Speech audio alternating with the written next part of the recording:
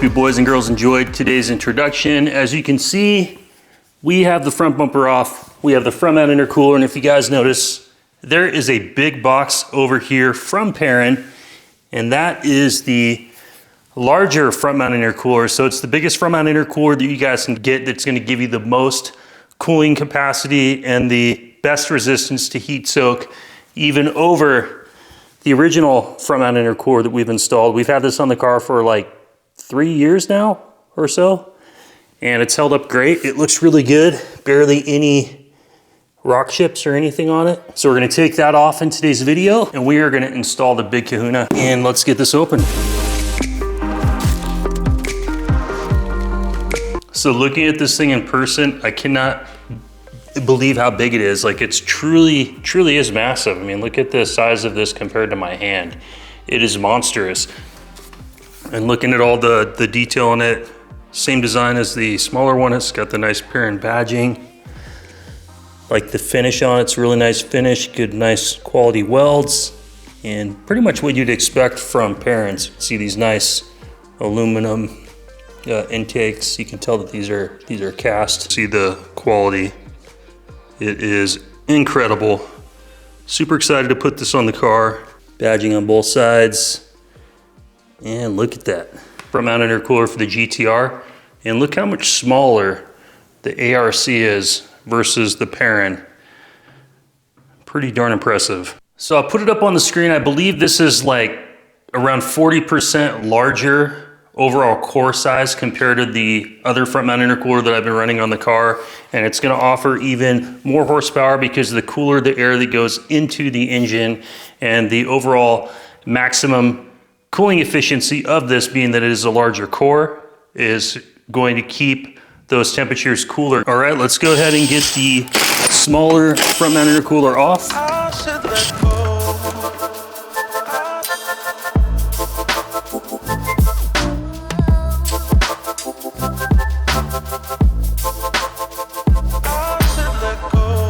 So looking at these, you guys can tell it's a very significant difference in height. I'm gonna put a tape measure up. To me, it looks like about, what is that, about 8 inches, right, honey? The original front mount intercooler, it's just under 9.5 inches tall, versus the big, huge kahuna is 13 1/3 inches tall. If you count your rows for where the air passes through, you got 1, 2, 3, 4, 5, 6, 7, 8, 9, 10, 11 on the original one.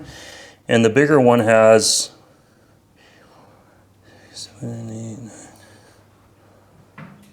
16 rows of cooling versus the 11. So you have 5 additional rows. So imagine all the air that can flow through these 5 additional channels, and it's gonna make it more efficient because you're able to slow the air down rather than it rushing to pump that same volume through the smaller core. Now it has time to relax and chill inside of this larger core and actually get cooled down cooler to the outside ambient air temperature, making it more efficient. So I quickly applied 2 coats of paint, 10 minutes in between, let it dry from the final coat for about 20 minutes before peeling everything off. The oil cooler is still looking nice and good and working perfectly. All the lines are looking good. I haven't seen this since I've installed, basically when I did the install, like what, 3 years ago or so? All the intercooler piping is holding up, looking good. If you guys haven't seen the install video of the front mount intercooler, I'll overlay a little bit of video for you guys from the install, and I'll put a link in the description down below for that install. If you guys are looking at upgrading your little tiny top mount intercooler and going to a front mount, that'll be a full tutorial to show you how to work through that entire setup. And you have to do a little bit of, you know, moving some stuff around, and it's pretty simple actually to do the install. Now we're ready to get this thing installed on the car, and it's gonna look freaking sick. I'm so excited. It's gonna be so aggressive looking, and it's gonna be a nice upgrade for the car. Gotta trim that.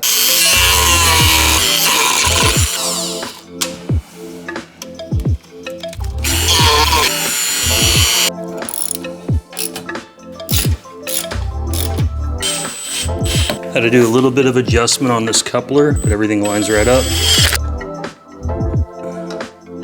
If you guys decide to go ahead and order one up for yourself, make sure you guys use code JDM Right Hand Drive 10 to save 10% off at checkout on the Perrin website. That looks so aggressive, guys. What do you think? Look how big and monstrous that thing is. Super aggressive. And I totally like the Perrin logo on there. With all the Perrin parts I have on the car, I had to represent my friends at Perrin Performance. So here's a look at that headlight bottom of the bracket on there, so you guys can see how it had to be shaved just enough for the intercooler core to mount flush to the Perrin bracket. Let's take a look at the other side. Pretty much the same type of thing. So just use a little Dremel. You can easily trim it, and I'll have a link in the description down below for all the tools I use to do this install. But yeah, this thing is looking good. Everything lines up, everything fits perfectly. Just like the smaller one, except now instead of stopping here, you get all this extra space all the way to the top. Let's go ahead and put the intake air diverter back on there. Super happy with the install. Everything fits exactly the way that you would expect from Perrin. Everything's adjusted. I've got plenty of wiggle room down here. I had to come up and adjust the top a little bit. It was banging against here. Just the way everything goes together, slightly different. As far as fitment on this side over here was exactly the same. So I didn't have to adjust this one. I just basically just clamped this right back on and everything is good to go. Need to clean my intake. If you guys want to see a video of me cleaning the foam intake filter, leave me some comments down below. Make sure you guys stay with me to the end. I'm gonna go ahead and do a test drive on this thing. I'm gonna do several pulls and we're gonna see if we can feel any difference in noticeable horsepower. There's no dyno tuning required, but look at the improvement of cooling surface area, guys. This thing fills the entire cavity behind the front bumper from top to bottom, left to right. It's definitely gonna give us some extra horsepower, and I can't wait to test this thing out on the road at the end of the video. And I considered just leaving this off, but I decided to go ahead and reinstall it. I had to do a little bit of trimming down around this area. And the reason I like this air diverter is it helps direct, the air up to the intake right here, up underneath. So I like that. And then it separates a channel of air that goes from the lower channel through the intercooler and the oil cooler. I just think, it's gonna be a better, efficient overall design. Subaru put it there for a reason, so we modified it to keep it and to make it work. Basically just plumbed right under here, kind of in a very similar location how it was to the factory. Let's go ahead and let's get the front bumper on. We need to do our initial test to see if anything's touching and needs to be trimmed or cleared, which we can see we have to trim these little plastic edges right down here on the bottom of the end tanks of the bumper so it can mount flush. And then one thing I noticed is that the front mount intercooler, the stencil, I put it in the wrong position. So make sure you guys put the stenciling when you paint, if you're gonna do that, at the lower edge of the intercooler core. Just line up the bottom of the vinyl here, right with the bottom of the core. So that's gonna get the lettering pretty low. I hope these tips save you guys a little bit of time, because taking the bumper on and off is kind of a pain. Learn from my mistakes. You can do the trimming before you do your test fit, and make sure you paint it once and paint it right, unlike I did.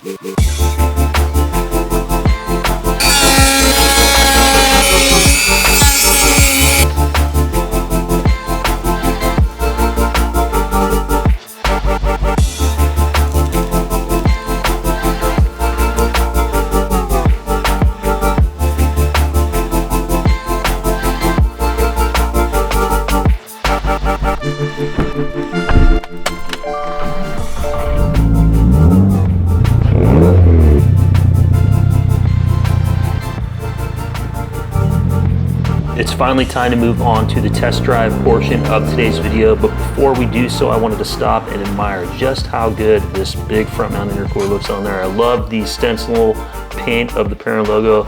Looks super aggressive. Car looks good. Let's go test it on the street.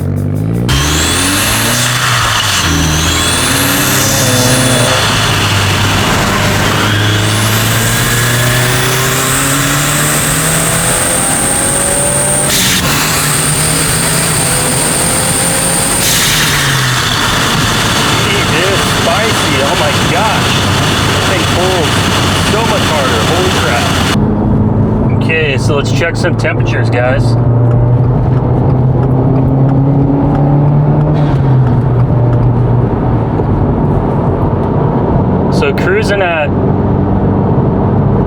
like 80 miles an hour and the RPM's just over 3,000, you're gonna see a really low intake and manifold temperature.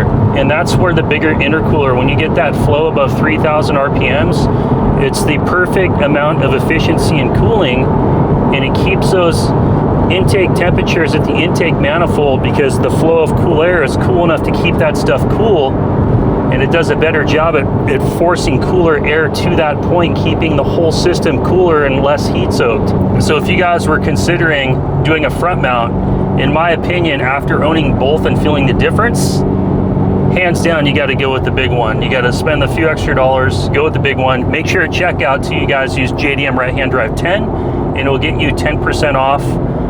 Additionally, whatever sale Perrin has right on their website. So that'll kind of help get you almost a full upgrade.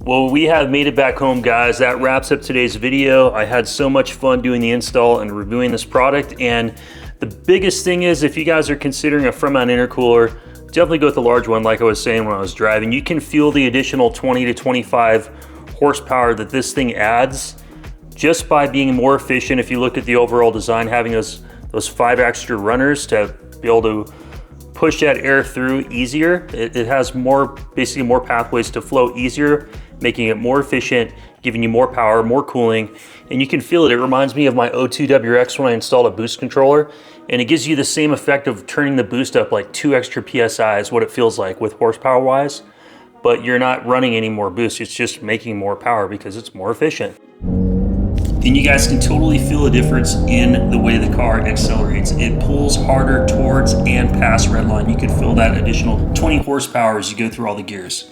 Now keep in mind, my car is only tuned on 91 octane. It's not flex fuel or anything like that. It still pulls that hard and makes that kind of power with low octane fuel. I love how tall this intercooler sits in here and how aggressive it looks through the sports grille.